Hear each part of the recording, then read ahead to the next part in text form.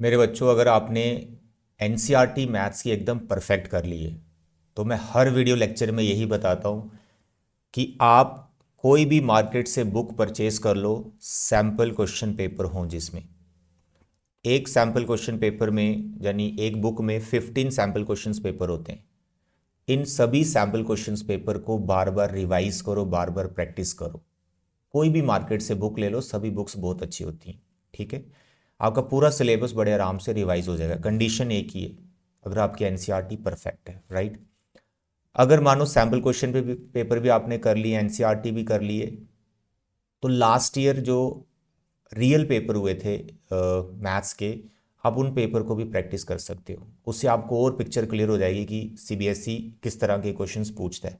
तो ये सभी question paper, previous year question paper, real वाले ये सभी पेपर आपको मेरी ऐप में मिल जाएंगे। ऐप का लिंक मैं डिस्क्रिप्शन पे दे रहा हूँ, उसको डाउनलोड करो ऐप को, और फ्री मटेरियल में जाकर सब्जेक्ट वाइज मैंने सभी सब्जेक्ट्स के पेपर आपके लिए रखे हैं, रियल पेपर जो बोर्ड में आए थे, तो आप उन पेपर को सॉल्व कर सकते हो। ठीक है, तो यहाँ पर ऐसा ही एक मैथ्स का रियल पेपर जो लास्ट ईयर हुआ था, लास्ट ईयर जिन बच्चों ने दिया था स्टैंडर्ड मैथ्स का, ये कंप्लीट पेपर मैं आपके साथ यहाँ पे डिस्कस करने वाला हूँ।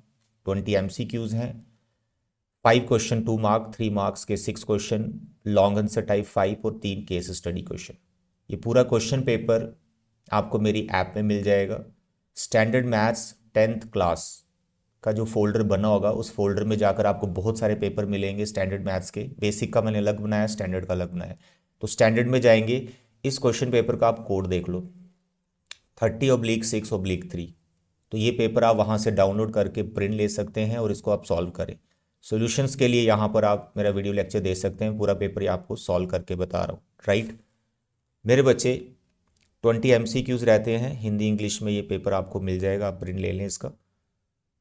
जैसे यहाँ पे पेपर, जब आप ये वीडियो लेक्चर देख रहे हैं बच्चे, ये पेपर आपके हाथ में होना चाहिए, प्रिंट किया हुआ आपके पास होना चाहिए, ताकि आप अपने, या फिर आपने अगर सॉल्व कर लिया हुआ है पेपर, ये है आपके पास, तो आप आंसर अपने मैच कर सकते हैं कि कहाँ गलती हो रही है कि कहाँ नहीं हो रही। ठीक है, और जब भी आप कोई भी पेपर सॉल्व करते हैं, प्लीज़ आप टाइम सेट किया जाइए, टाइम सेट करके ही बैठा करो। उसमें ये देखा करो कि जो आपका सेक्शन ए है जिसमें 20 एमसीक्यूज हैं, आपको कितना टाइम लग रहा है एमसीक्यू को सॉल्व करने में। तो फिर आप मैनेज करो कि 3 आवर्स में आप सभी सेक्शंस को बना पा रहे हो कि नहीं बना पा रहे हो। ठीक है, तो यहाँ पे 20 एमसीक्यूज हैं, मैंने ये पूरे एमसीक्यूज सॉल्व कर रखे हैं। मैं आपको सॉल्यूशंस बताता हूँ कि इनके आंसर्स क्या हैं। प्लीज़ आप ये पेपर अपने पास रखो जब ये वीडियो देख रहे हो, क्योंकि मैं ये वीडियो बना रहा हूँ सॉल्यूशंस देने के लिए, इस पेपर का सॉल्यूशंस देने के लिए, ताकि जिन बच्चों ने कर लिया है वो अपने आंसर्स चेक कर पाए, राइट। तो देखिए यहाँ पर सेक्शन ए, जिसमें 20 एमसीक्यूज हैं, 2 क्वेश्चन रीजन भी रहते हैं, 18 एमसीक्यूज हैं टोटल। तो यहाँ पे क्वेश्चन नंबर 1, जिसमें डिस्टेंस फॉर्मूला आपको फाइंड करना था, बेसिक डिस्टेंस फॉर्मूला अप्लाई करके इसका आंसर 5 आएगा। ठीक है, मेरे आंसर में अगर कोई एरर होगा तो आप प्लीज़ मुझे कमेंट करके ज़रूर बताएं, ताकि मैं उसको भी रेक्टिफाई कर लूँ। बट आई विल, मैंने कोशिश की है कि सभी ठीक ही हूँ, पूरा सॉल्व किया है। क्वेश्चन नंबर 2, जिसमें टैन थीटा दिया हुआ है और आपको कॉस थीटा फाइंड करना है, तो कॉस थीटा की वैल्यू आई थी। ठीक है, नॉर्मली आप यहाँ पे शॉर्टकट में कर सकते हैं, क्योंकि ऐसा क्वेश्चन 8.1 में रहता है, तो के यूज़ करते हैं हम रेशो जब दिया होता है। तो जब एमसीक्यू है तो आपकी कोई कैलकुलेशन नहीं देखेगा। और जिस तरह से मैंने ये सॉल्व किया है, ऐसी सॉल्यूशंस आपको नहीं दिखाने होते आपके बोर्ड एग्जाम में एमसीक्यू के। ये सब आपका रफ वर्क होता है, आपको सिर्फ यहाँ ऑप्शन लिखना होता है, ए है, बी है, सी है।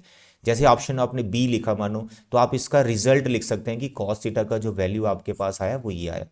बस ये 2 चीज़ें आपको आंसर में लिखनी होती हैं, पूरा सोल्यूशन कभी मत दिखाओ, टीचर परेशान होता है इतना आप शीट्स भर देते हो। ठीक है, क्वेश्चन नंबर 3 एक बेसिक क्वेश्चन है, जिसमें आपको जीरोस फाइंड करने, क्वाड्रेटिक दे रखा था, मिडिल टर्म ब्रेक की, ए आंसर है इसका।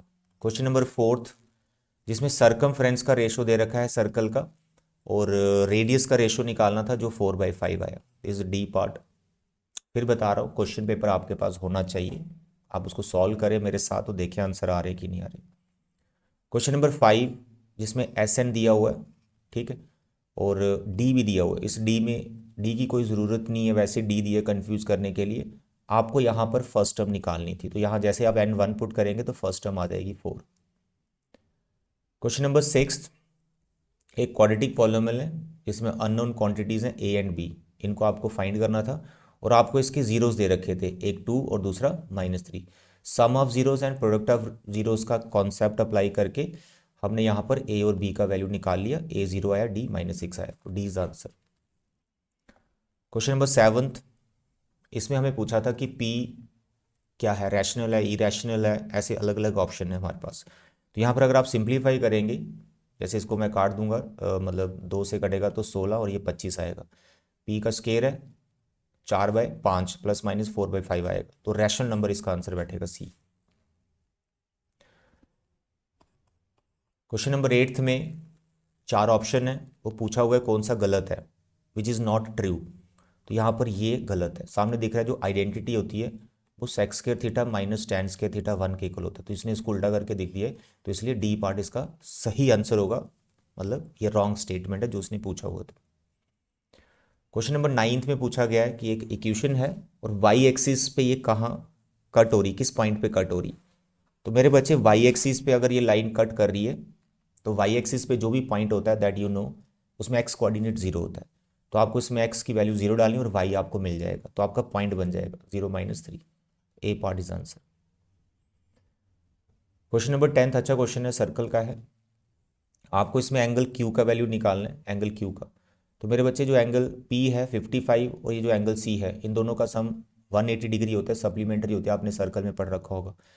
तो हमने पहले ये वाला एंगल निकालना है जो कि हमारा 125 आएगा, फिर आपका क्यू निकल जाएगा, क्योंकि 9th में आपने पढ़ा कि कोई भी आर्क जो सेंटर में एंगल बनाती है वो डबल होती है at the remaining part of the circle. अगर ये 125 है तो क्यू उसका हाफ होगा, तो उसका हाफ करेंगे तो ये वाला ऑप्शन बैठेगा आपका ए।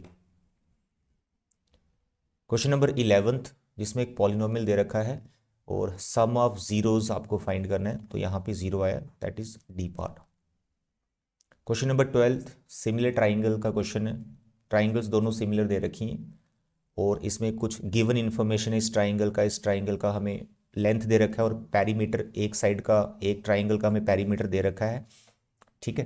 तो हमें दूसरी ट्राइंगल का पेरीमीटर निकालना है, क्योंकि ये दोनों ट्राइंगल सिमिलर है, तो सिमिलर ट्राइंगल की प्रॉपर्टी है कि जो ट्राइंगल सिमिलर होती है उसकी साइड्स की रेशो इक्वल होती है और साथ में वो पेरीमीटर के इक्वल होती है। तो यहाँ पर साइड्स का रेशो पेरीमीटर के रेशो के इक्वल ले लेना है, बस वैल्यूज डालनी है और सिंप्लीफाई करना है, पेरीमीटर आ जाएगा दूसरी ट्राइंगल का जो कि 27 आया। क्वेश्चन नंबर 13, ये भी हमारा ट्राइंगल का क्वेश्चन है, इसमें डी और बी सी हमें पैरेलल दे रखा है, बड़ा बेसिक सा क्वेश्चन है। बेसिक प्रोपोर्शनलिटी थ्योरम अप्लाई करके हमने यहाँ पे रेशो बना ली और जो रिक्वायर्ड वैल्यूज़ है, जो गिवन इन्फॉर्मेशन है वो सब यहाँ पे डाल दी। हमें प्रॉब्लम थी बी डी नहीं था, तो बी डी को हमने ब्रेक कर लिया, ए बी -डी यहाँ पे नीचे, तो ए बी ए डी सब ये पता है, तो ए ई ढूंढना है, ए ई यहाँ से कैलकुलेशन करके आप निकाल सकते हैं, ठीक है। सोल्यूशन आपके सामने है, अगर आपको ये सोल्यूशन चाहिए पूरा जो मैंने यहाँ कर रखा है तो आप प्लीज़ मुझे कमेंट करें, मैं आपको सोल्यूशन दे दूंगा, ठीक है। कहाँ मिलेंगे, जब आप मुझे कमेंट करेंगे तो मैं वहाँ पे बता दूंगा आपको कहाँ से सोल्यूशन लेने हैं, ठीक है। पूरा पीडीएफ आपको कहाँ से मिल जाएगा। क्वेश्चन नंबर 14, ये बड़ा बेसिक सा क्वेश्चन है, इसमें थोड़ा कन्फ्यूजन कई बार बच्चों को होती है कि क्या पूछ लिया, सिंपली वॉल्यूम पूछा हुआ है, लेकिन वॉल्यूम में इन्फॉर्मेशन जो आपको मोस्टली होती है हाइट रेडियस गिवन होता है, लेकिन उसने बोला ये वॉल्यूम हमको फाइंड करना है, तो बेस एरिया और हाइट दिया हुआ है, तो आपको पता होना चाहिए जो वॉल्यूम का एक्चुअल कॉन्सेप्ट है वो क्या होता है। जो वॉल्यूम है वो बेस एरिया इंटू हाइट के इक्वल होता है, बेस एरिया इंटू हाइट, तो इसलिए आपको जो बेस एरिया और हाइट दिया हुआ है बस वो आपको वैल्यू डाल देनी है, सिंप्लीफाई करना है, आपका आंसर आ जाएगा, ठीक है। क्वेश्चन नंबर 15, इसमें फेस कार्ड्स का आपको प्रोबेबिलिटी निकालना है, that you know face card 12 होते हैं और 52 टोटल होते हैं, कार्ड वर्ड के आ जाएगा। क्वेश्चन नंबर 16 में आपको बताया गया है कि जो p है वो 0 है इस पॉलिनोमियल का, ठीक है। तो आप बताइए k का वैल्यू क्या है, जब जो रिलेशन दे रखे हैं वो आपको देखने पड़ेंगे, तो आप क्योंकि p इसका 0 है तो x की जगह आपने p डाल देना है इसमें, ठीक है, x की जगह p डाल देना, सिंप्लीफाई करना है, तो आपके पास k का जो वैल्यू आएगा वो pq आएगा, तो डी पार्ट इसका आंसर है। क्वेश्चन नंबर 17, इसमें 3 to 20 नंबर्स हैं, ठीक है, 3 to 20 नंबर्स हैं, प्रोबेबिलिटी का क्वेश्चन है, इवन नंबर की प्रोबेबिलिटी निकालनी।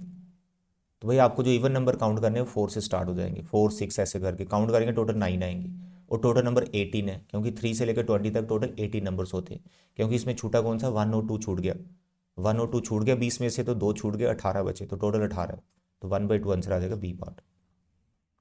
क्वेश्चन नंबर 18 में यूनिक सोल्यूशन के लिए बोल रहा है कि ये पेयर जो है यूनिक सोल्यूशन देता है। तो that you know unique solution का कंडीशन क्या होता है, a1/a2 is not equal to b1/b2। ये कंडीशन लगाया, सिंप्लीफाई किया, तो ये वाला ऑप्शन फिट बैठेगा आपका ए पार्ट। क्वेश्चन नंबर जो 19 है और 20 दोनों असर्शन रीजन के हैं। इसमें जो 19 का आंसर है वो ए पार्ट है, यानी असर्शन भी ट्रू है, रीजन भी ट्रू है, और A is the correct explanation of B. इसमें कोई डाउट है तो पूछ लेना। वैसे आपको बता दूं, मैं असर्शन रीजन का क्वेश्चन है, थोड़ा एक्सप्लेन कर देता हूँ।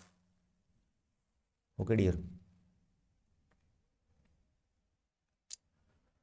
मेरे बच्चे, असर्शन रीजन में कंफ्यूज नहीं होना, बस अपने दिमाग को थोड़ा सा ठंडा रखना है, कूल होके आपको सोचना है ये, ठीक है। यहाँ पे जो कंडीशन है इस पर आपने ध्यान देना है, ये बिल्कुल वैलिड कंडीशन है। और ये है ना, कोसेक माइनस कॉट और कोसेक प्लस कॉट, ये दोनों एक दूसरे के रेसिप्रोकल है, बिल्कुल होते हैं, दैट यू नो। अब वो कैसे बनाते थे रेसिप्रोकल, इसी आइडेंटिटी से बनते, इसलिए दोनों ये ट्रू हैं और ये करेक्ट एक्सप्लेनेशन है। बी पार्ट में आप देख सकते हैं इसका जो आंसर है वो हमने रखा है सी, जिसमें असर्शन ट्रू है और रीज़न फॉल्स है। असर्शन ट्रू है, असर्शन ट्रू है क्योंकि आप देखें 5 + √7 is a root of a quadratic with rational coefficients, then its other root is this. वो कह रहा है कि ये एक रूट है, ये दूसरा रूट है किसी क्वाड्रेटिक इक्वेशन का, ठीक है, और उस क्वाड्रेटिक इक्वेशन के रैशनल कोफिशिएंट है, यानी एक्स वाई कांस्टेंट वगैरह सब रैशनल है। तो आपने कुछ नहीं करना, ये दोनों रूट्स है ना, तो आप सम ऑफ रूट्स और प्रोडक्ट ऑफ रूट्स ये अप्लाई करके क्वाड्रेटिक बना सकते हो। जैसे इसका फॉर्मूला होता है x² minus sum of roots, तो जब आप इसको प्लस करोगे तो 5 और 5 आ जाएगा, 10 से √7 कट जाएगा, तो 10x आ गया। और प्रोडक्ट ऑफ रूट्स जब इसको मल्टीप्लाई करोगे 25 में से आपको 7 माइनस करना है, तो 25 में से 7 गया 18, तो ये आपका क्वाड्रेटिक इक्वेशन बन जाएगा। तो बिल्कुल ये ट्रू स्टेटमेंट है, अगर आप इस क्वाड्रेटिक को सॉल्व करेंगे ये दोनों रूट्स आएंगे और ऐसे क्वाड्रेटिक के जो कोफिशिएंट है वो रैशनल है। क्लियर हो गया, तो ये इसका मतलब है, तो इसलिए ये ट्रू है। लेकिन अगर आप रीजन को देखेंगे, सर्ट्स होते हैं, नहीं इरेशनल नंबर को सर्ट्स कहते हैं।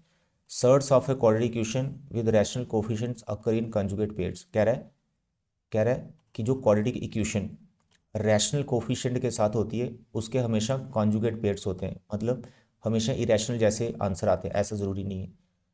जिनके रैशनल कोफिशिएंट होते हैं तो उनको नॉर्मल भी तो आंसर आता है, इक्वल रूट्स भी आ जाते हैं 2 5 ऐसे, और अलग अलग भी आते हैं रैशनल 2 7, ज़रूरी नहीं वो सर्ट्स में ही आंसर आए। तो इसलिए ये रीज़न जो है वो फॉल्स स्टेटमेंट है, ठीक है, ये फॉल्स है। तो I hope it is clear. इसके बाद आपके 2 मार्क्स के क्वेश्चन हो जाते हैं सेक्शन बी में, जिसमें टोटल 5 क्वेश्चन होते हैं, वेरी सिंपल। यहाँ पे जो क्वेश्चन नंबर 21 है बहुत ईजी है, आपको रेशो फाइंड करना है और वाई एक्सिस इस लाइन सेगमेंट को कट कर रही है, ए और बी को ज्वाइन करके जो लाइन सेगमेंट आती है उसको कट कर रही है। तो बताइए रेशो कितनी होगी। बिल्कुल बेसिक सा क्वेश्चन, आपको सेक्शन फॉर्मूला अप्लाई करना है और यहाँ पे पी के कोऑर्डिनेट्स निकाल लेने हैं जो कि के में आएंगे। आई होप आप सेक्शन फॉर्मूला अप्लाई करना आता आपको, अगर नहीं आता तो कोऑर्डिनेट ज्योमेट्री के मैं 11 क्वेश्चन कराए हैं सबसे इंपॉर्टेंट वाले, वो कर लेना, उसमें एक क्वेश्चन कवर हो रखा है और बोर्ड में भी आ रखा है, तो इस बार भी आएगा, आपको ध्यान रखिएगा।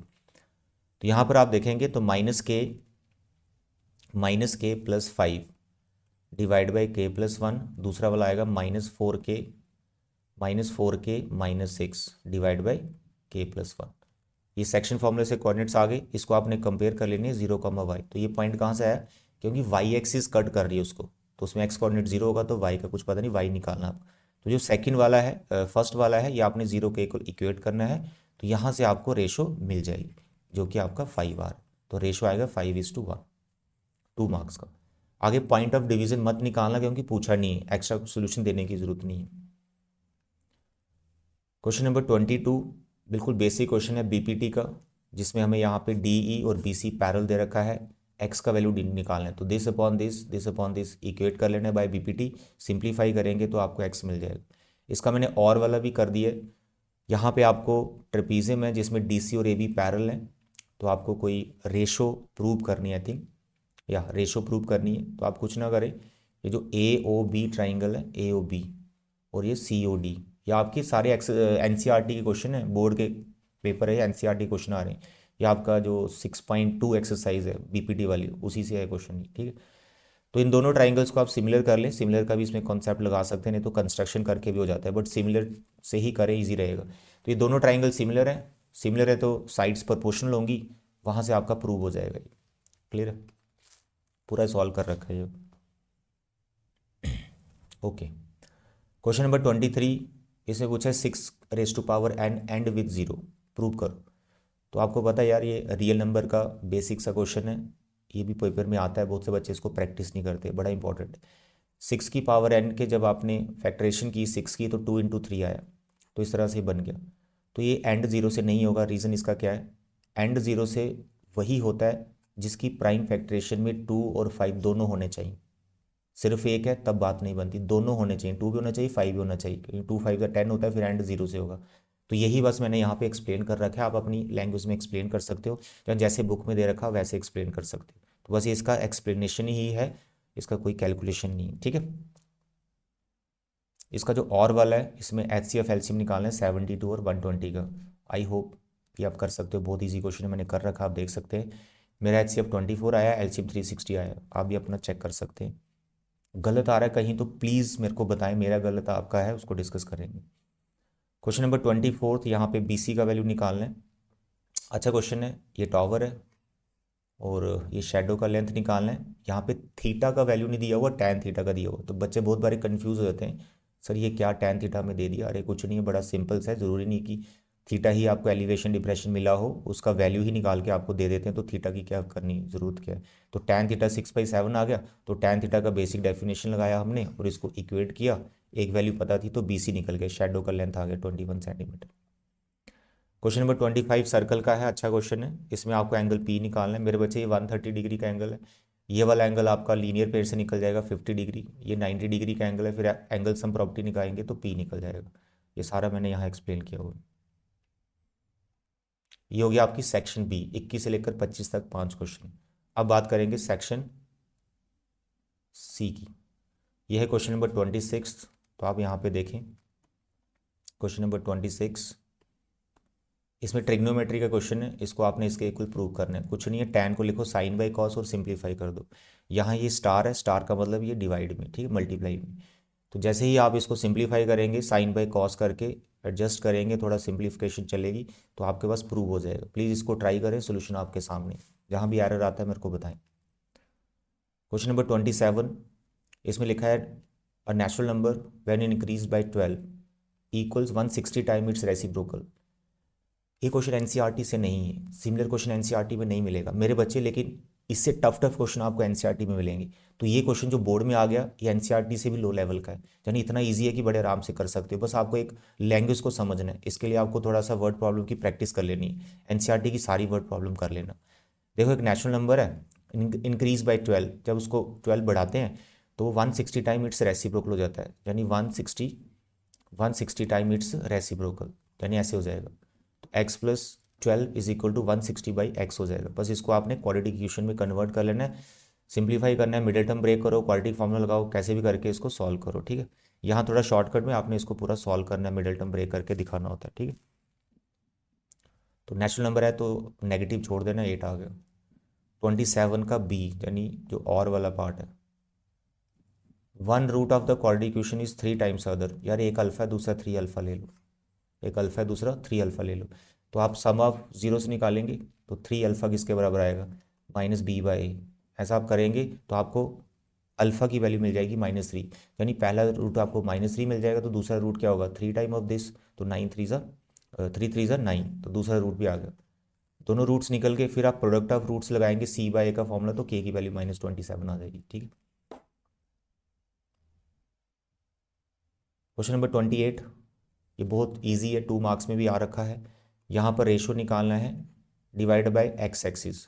तो भैया x एक्सिस है तो बस आप पॉइंट यहाँ पर देखें तो आपको x, 0 लेना है, बाकी सिमिलर है जैसे आपने पहले किया। तो प्लीज़ आप इसका रेशो निकाल लें, तो चेक करना क्या रेशो आपका 3:5 आता है। बहुत सिंपल क्वेश्चन है ये। क्वेश्चन नंबर 29, यहाँ पे है in a circle of radius 21 subtended angle 60 degree, this area related to circle. Very basic question, radius दिया हुआ 21 सेंटीमीटर, एंगल दिया हुआ 60 डिग्री। तो आपको सेक्टर और लेंथ ऑफ आर्क का फॉर्मूला लगाना है। सेक्टर का फॉर्मूला होता है θ/360 pi R square, length of arc होता है θ/360 2 पाई आर। वैल्यूज डालो, दोनों को कैलकुलेट करो, एरिया इतना आएगा और लेंथ ऑफ आर्क कितनी आएगी, ठीक है। इसके बाद क्वेश्चन नंबर 30 चेक कर लें एक बार। हाँ, क्वेश्चन नंबर 30 ये रहा। ये भी एनसीईआरटी का क्वेश्चन है, बिल्कुल एनसीईआरटी का। इसमें आपको A B D triangle, A B D ये वाला ट्राइंगल एनसीईआरटी का क्वेश्चन है ये, ट्राइंगल से। और दूसरा है ई सी एफ, ये ई सी एफ। इन ट्राइंगल्स को आपको सिमिलर करना है मेरे बच्चे। ये आइसोसेलेस ट्राइंगल है, आइसोसेलेस ट्राइंगल है जिसमें दो साइड्स इक्वल हैं, तो ये वाला एंगल इसके इक्वल है, तो ये एंगल इसके इक्वल है। जो ट्राइंगल के नाम लिखे हुए हैं बस वही नाम आपको ट्राइंगल के लेने हैं, चेंज नहीं करना है। तो आपको लिखना है this angle equal to this angle, it is given information, ठीक है। ए बी डी में बी एंगल और दूसरी में सी एंगल, ये दोनों बराबर हो गए, रीजन देना angles opposite to equal sides, clear हो गया। दूसरा 90 डिग्री का, तो यहाँ पर एफ पे 90 है, यहाँ पे डी पे 90, तो D is equal to F each 90 degree, तो ए से सिमिलर हो जाएंगी। बिल्कुल छोटा सा क्वेश्चन है ये, ठीक है। ये कर रखा है यहाँ पर। इसको 31 में भी तीनों नंबर का आपने एचसीएफ और एलसीएम निकालना है। ये प्राइम फैक्टरेशन आ गई तीनों की, एचसीएफ आ गया 13, एलसीएम आ गया 390। क्वेश्चन नंबर 31 मैंने सॉल्व नहीं किया क्योंकि मुझे लगता है कि हर बच्चे को ये क्वेश्चन आता है, √2 को ही रैशनल करना है। जो भी इसके स्टेप्स है वो आप अप्लाई करें। जब रियल नंबर होगा मेरा तो मैं ये क्वेश्चन ज़रूर कराऊंगा आपको। Question number 32, sum of first 7 terms, यानी S7 आपको 182 दिया हुआ है, and fourth term and the 17th term का रेशो दिया हुआ है, यानी ये फोर्थ टर्म और ये 17th टर्म, इसका रेशो दिया हुआ है 1/5। आपको बताना है AP क्या है। तो मेरे बच्चे इसमें आप सम का फॉर्मूला लगाएंगे 7 टर्म्स के लिए, इसमें फोर्थ टर्म का, इसमें 7th टर्म का, और आपको सिंप्लीफाई करेंगे। इसमें एक इक्वेशन मिल जाएगी, एक इक्वेशन मिल जाएगी यहाँ पे बनाई हुई। देखो एक इक्वेशन आपको ये मिलेगी जब आप सम का फॉर्मूला लगाएंगे, और जब आप रेशो लेंगे यहाँ पर तो एक इक्वेशन आपको ये मिलेगी। दोनों को आपस में आपने सिंप्लीफाई करना है, सॉल्व करना है, ठीक है। सब्स्टिट्यूशन एलिमिनेशन कोई मेथड लगा सकते हैं। तो आपको ये AD मिलेगा और यहाँ पर AP आ जाएगा। अगर आपका AP डिफरेंट आ रहा है प्लीज़ मुझे ज़रूर बताएं। उसके बाद 32 यहाँ पर मैं आपको सॉल्व करके बताऊंगा। This is very important question. 5 नंबर वाले स्टार्ट हो गए आपके, ठीक है। तो sum of first Q terms, देखो बच्चे sum of first Q terms, mostly books में क्या होता है N टर्म्स होता है, उसने Q लिख दिया तो घबराना नहीं इसमें। और पीएथ टर्म कोई दे रखी है -60, ठीक है। तो find the value of P, एक तो P का वैल्यू निकालना है, साथ में 11th टर्म निकालनी है AP की। तो मेरे बच्चे जो हमें दे रखा है यहाँ पर आप AD वगैरह सब निकाल सकते हैं, ठीक है। तो इसमें 1 डालो आप पहले, S1, जिसका मतलब है A फर्स्ट टर्म, तो आ जाएगा आपका 63 -3, तो A आ जाएगा। AP वाला मेरा लेक्चर देखेंगे ना जिसमें मैंने AP पढ़ा रखा है, तो ये क्वेश्चन आप वहाँ पे किया होगा इसी टाइप का। तो बस वैसे ही करना है, जैसे A आ गया आपका 60, अब आपको D निकालना है। अब D के लिए आपको क्या करना है, बोलो D के लिए क्या करना है, आपने यहाँ पे 2 डाल देना है, इसमें 2 डाल देना है Q की जगह। तो 2 का मतलब सम ऑफ 2 टर्म्स, यानी फर्स्ट टर्म और second term, sum of 2 term, तो यहाँ 2 डाल देंगे आप। 63 इंटू 2 3, 2 का स्क्वायर। इसको करेंगे सिंप्लीफाई, यहाँ पे बनेगा 2A + D। 63 इंटू 2 से 2 3 ज़ा 6 एंड 6 2 ज़ा 12, 2 का स्क्वायर 4, 4 3 ज़ा 12। मेरे बच्चे यहाँ पर आप A का वैल्यू देखेंगे 60, और यहाँ से आपका D आ जाएगा। 6 में से 2 गया, 6 में से 2 गया 4, और 2 में से 1 गया 114, ठीक है। और अब D निकालो यहाँ से, तो D कितना आएगा, ये 114 है, और 6 दूने 12, 120 उधर चल जाएगा, तो D का वैल्यू -6 आ गया। इज इट क्लियर, ये D आ गया, ये A आ गया। अब आपको पीएथ टर्म -60 दी है, तो पीएथ टर्म का फॉर्मूला क्या होता है, A + P - 1D is equal to -60। मेरे बच्चे यहाँ पे आपको A और D का वैल्यू डालना, P आ जाएगा। आई होप आगे आप 11th टर्म भी निकाल ही लोगे, तो आगे कर लेना ये, ठीक है। 33 बिल्कुल एनसीईआरटी का क्वेश्चन है, सर्कल का। इसको आप ट्राई करें, जब मैं सर्कल कराऊंगा ये कवर हो जाएगा। Parallelogram circumscribing a circle is a rhombus, famous question है, क्वेश्चन नंबर 11 था आपकी एनसीईआरटी का, ठीक है। करेंगे अभी हम सर्कल पे, मैं जब आऊँगा पूरा करवाऊँगा आपको। 33 का बी पार्ट मैंने छोड़ा हुआ है, इट इज़ वेरी इंपॉर्टेंट, जब मैं सर्कल कंप्लीट करूँगा तो उसमें ये क्वेश्चन मैं आपका कवर कर दूंगा, ठीक है। अभी के लिए आप ट्राई कर सकते हो। 34 में भी यहाँ पर एक ये है क्वेश्चन, कौन सा चैप्टर है ये, मीन, हाँ स्टैट का क्वेश्चन है। स्टैट, ये डेटा दे रखा है, ये क्लास इंटरवल है, पहली क्लास इंटरवल, दूसरी क्लास इंटरवल, तीसरी class interval, fourth class interval, fifth class interval, ये उनकी फ्रीक्वेंसीज 1 2 3 4 एंड 5। तो फर्स्ट क्वेश्चन है find the value of x and the mean mass of the apples. देखो मेरे बच्चे, मीन क्या होता है, एवरेज, तो मीन मास वगैरह से कुछ लिखा तो घबराना नहीं, आपको नॉर्मली मीन निकालना है। तो यहाँ पे आप एक्स का वैल्यू बड़े मज़े से ढूंढ सकते हैं। रीज़न, आपको 250 जो टोटल नंबर ऑफ एप्पल्स हैं वो दिया हुआ है, यानी फ्रीक्वेंसी का टोटल दिया हुआ है, यानी समेशन एफ आई दिया हुआ है, इट इज़ 250। तो आप बिल्कुल बेसिक इन सभी नंबर को प्लस कर देंगे, फ्रीक्वेंसीज को, ये फ्रीक्वेंसीज है 20 60 70 एक्स और 60, बस इनको प्लस करेंगे, 250 के इक्वल रखो, यहाँ से आपको एक्स की वैल्यू मिल जाएगी जो यहाँ कैलकुलेट की गई है 40, आप भी चेक कर लीजिए।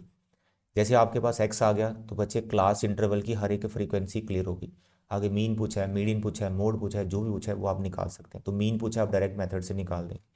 फिर आगे आपको मोड पूछ लिया गया, तो मोड का यार क्या फॉर्मूला होता है, मोड का आपके पास फॉर्मूला होता है, आज ही लेक्चर ये कंप्लीट हुआ है मेरा, L plus F one minus F zero upon 2 time F one minus F zero minus F two into class size. बस ये फॉर्मूला आपको लगाना है। एफ वन क्या होता है, हाईएस्ट फ्रीक्वेंसी, तो यहाँ पे वो 70 है, ठीक है। तो आगे आप इसको कर लेना बच्चे। 35 भी बेसिक क्वेश्चन है। A solid in the shape of right circular cone surmounted on A hemisphere. मेरे बच्चे, ये कोन है, हेमिस्फीयर पे बैठा हुआ है, तो आपको यहाँ पे रिलेशन दिया है, height of the cone is equal to diameter. Height जो है डायमीटर के इक्वल है, मतलब जो हाइट है वो ट्वाइस ऑफ रेडियस है। तो यहाँ से एच और आर का रिलेशन आ गया कोई। तो आपको वॉल्यूम निकालना है, तो वॉल्यूम का फॉर्मूला टोटल ही बन जाएगा इनका। तो वॉल्यूम बनेगा, जैसे कोन का होता है 1/3 पाई आर स्केयर एच, और हेमिस्फीयर का होता है 2/3 पाई आर क्यूब।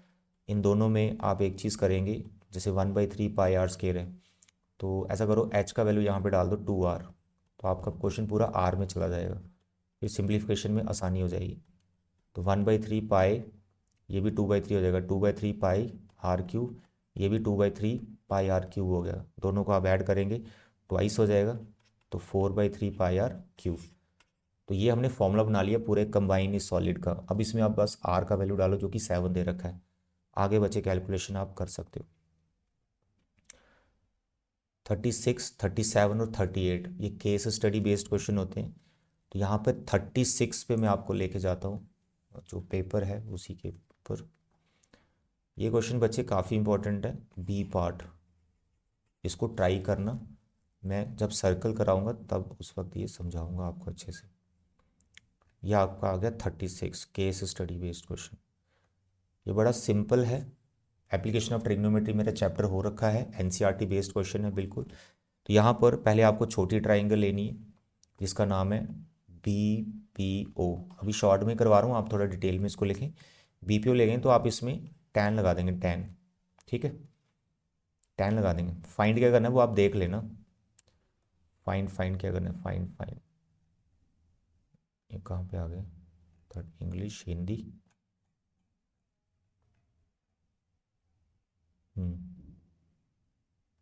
ऑप्शन क्या है भाई इसके, बिंदु O 36, okay, towers for distance from the point two angle of elevation. चलो वट एवर यार, बेसिक क्वेश्चन है, जो भी यहाँ देखने में दिख नहीं रहा है, फाइंड जो भी करना है कर लेना, ठीक है। आपको अगर ये फाइंड करना है तो साइन कॉस वगैरह लग जाएगा, ठीक है। तो अगर आपको ये निकालना है तो टैन लग जाएगा। तो यहाँ पे छोटी ट्राइंगल लेंगे तो छोटी ट्राइंगल में 30 डिग्री है, तो जो x/36 आएगा, ये 1/√3 है, तो x/36, तो x का वैल्यू आ जाएगा आपका 36/√3। इसको रैशनलाइजिंग करेंगे तो कुछ थोड़ा सा सिंप्लीफाई हो जाएगा। फिर आप बड़ी ट्राइंगल लेंगे 45 डिग्री वाली, इसका नाम y, तो y प्लस एक्स आपका 36 के बराबर आ जाएगा, क्योंकि परपेंडिकुलर बेस बराबर होते हैं 45 डिग्री पे। तो आपने x निकाल रखा है, फिर आप यहाँ से y भी निकाल सकते हैं। That's all. हाइपोटेन्यूज वगैरह पूछा हुआ तो वो आप देख लेना, ठीक है। उसके बाद आपका आ गया 37। 37 भी काफ़ी इंटरेस्टिंग क्वेश्चन है। थ्योरी आराम से पढ़ना, उसमें कुछ भी टफ नहीं है, प्रोबेबिलिटी का क्वेश्चन है। यहाँ पर बॉल्स हैं 15, टोटल बॉल्स हैं 15। इन 15 बॉल्स में से 8 सॉलिड बॉल है। सॉलिड मतलब दे रखा है उसने नॉन वाइट जो भी है, ठीक है। 8 एक टाइप की बॉल्स है, और बाकी जो बच गई, तो बाकी कितनी बच गई 7, जिनको आप स्ट्राइक बोलते हैं। एक 8 बॉल्स है अलग टाइप की, 7 अलग टाइप्स की, ठीक है, जिन पे ये नंबर लिखे होंगे। Is drawn at random, probability निकालनी है 8 की।